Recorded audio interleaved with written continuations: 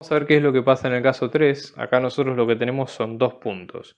Tenemos el punto P, que tiene una variable A, que desconocemos, y la variable Ni, que vale 3.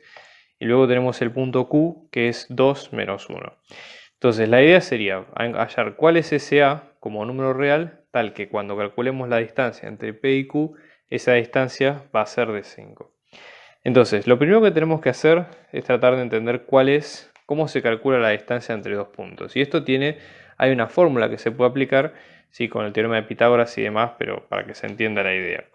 La distancia se hace básicamente con el teorema de Pitágoras. Lo que nosotros tenemos que hacer es pensar esos dos puntos y las coordenadas y aplicar básicamente o tener en cuenta que la distancia va a ser la hipotenusa de ese triángulo que formemos entre P y Q. Supongamos que nosotros tenemos, ¿no?, y X y nosotros tenemos P y Q acá por separado, ¿sí? Estoy tirando un ejemplo.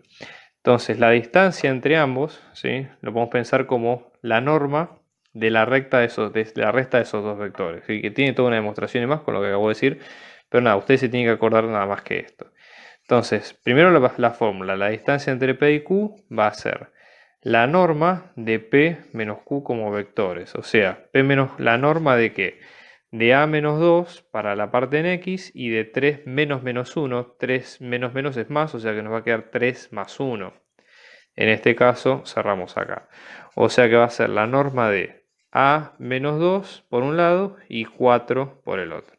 Nosotros como dato sabemos que esa norma es igual a 5. Entonces ahora nada, lo que hay que hacer es calcular por definición esa norma, aplicando lo que dijimos de el teorema de Pitágoras y listo, ¿sí? Después despejando la variable. Entonces fíjense, acá lo que vamos a hacer es, Pitágoras lo que dice es elevar al cuadrado ambos términos y sumarlos, y después aplicar la raíz cuadrada. Entonces vamos a tener a menos 2, todo esto al cuadrado, más 4, todo esto al cuadrado, la raíz cuadrada es igual a 5. Claramente nuestro objetivo acá es despejar A, así que tenemos que hacer las cuentas de este caso para que podamos despejar ese número sin problema. Entonces acá tenemos esta raíz cuadrada, elevamos al cuadrado ambos lados para sacarnos esto de encima.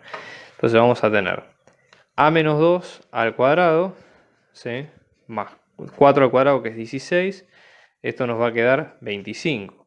Luego tenemos este 16 que está sumando, así que restamos 16 a ambos lados para sacarlo de este lado, ¿sí? Y esto lo que nos va a quedar es a menos 2 al cuadrado, esto es igual a 9, ¿sí? Y luego para sacar este cuadrado aplicamos raíz cuadrada nuevamente. Acá ojo que no es el mismo caso que este, porque cuando aplicamos raíz cuadrada de un número que está al cuadrado, tenemos dos respuestas, a saber, la respuesta positiva y la respuesta negativa, porque esto se transforma en un módulo, ¿sí? O sea, esto va a pasar a ser a menos 2 en módulo, en este caso esto va a ser 3. Y eso nos abre la posibilidad de que sean dos respuestas, o que a menos 2 sea 3 positivo, o bien que a menos 2 sea menos 3 negativo.